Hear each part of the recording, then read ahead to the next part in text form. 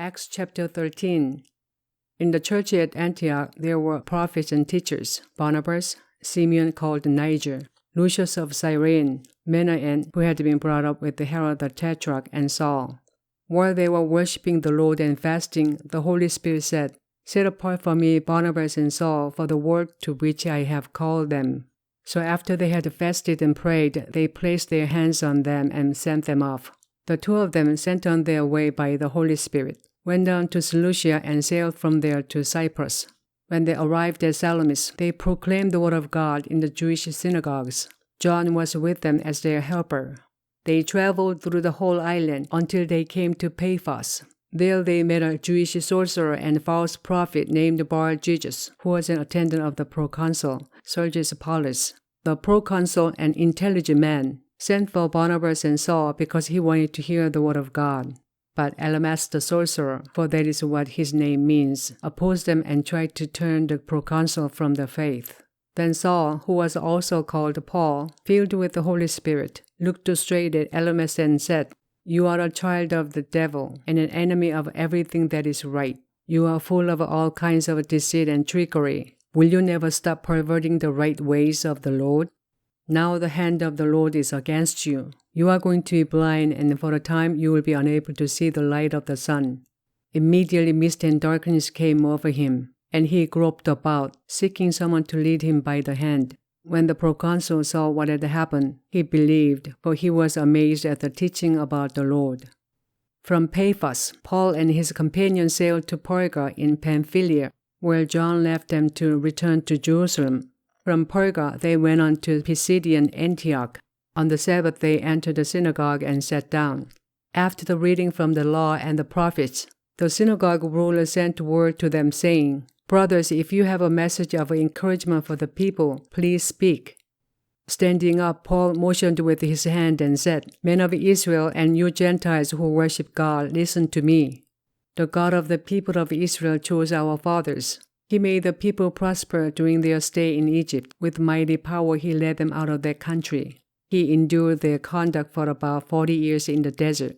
He overthrew 7 nations in Canaan and gave their land to his people as their inheritance. All this took about 450 years.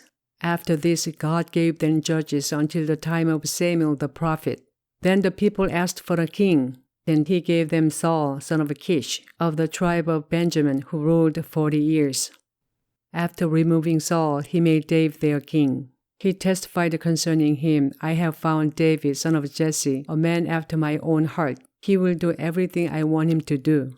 From this man's descendants, God has brought to Israel the Savior Jesus, as he promised. Before the coming of Jesus, John preached repentance and baptism to all the people of Israel. As John was completing his work, he said, "Who do you think I am? I am not that one. No, but he is coming after me, whose sandals I am not worthy to untie." Brothers, children of Abraham, and you God-fearing Gentiles, it is to us that this message of salvation has been sent. The people of Jerusalem and their rulers did not recognize Jesus. Yet in condemning him, they fulfilled the words of the prophets that are read every Sabbath.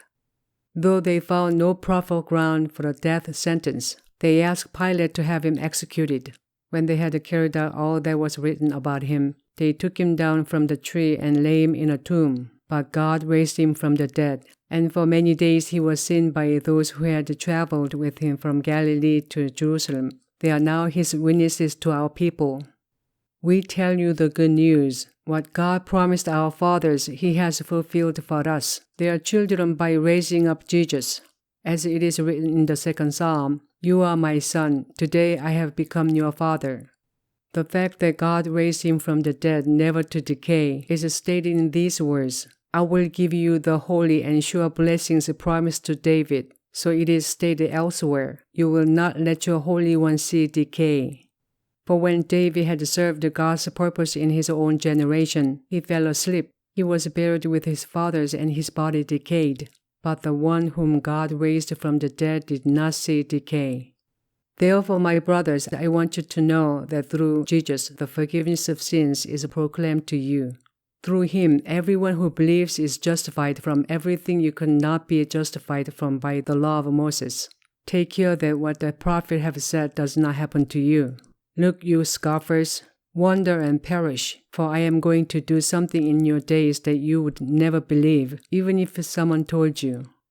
As Paul and Barnabas were leaving the synagogue, the people invited them to speak further about these things on the next Sabbath. When the congregation was dismissed, many of the Jews and devout converts to Judaism followed Paul and Barnabas, who talked with them and urged them to continue in the grace of God. On the next Sabbath, almost the whole city gathered to hear the word of the Lord.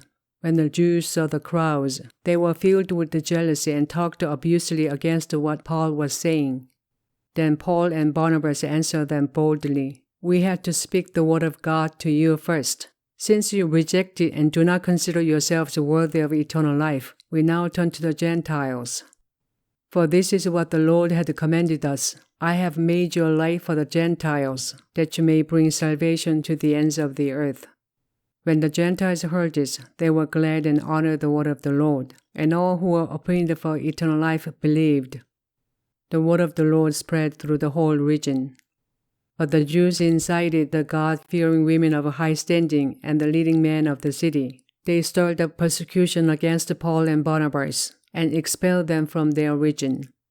So they shook the dust from their feet in protest against them and went to Iconium. And the disciples were filled with joy and with the Holy Spirit.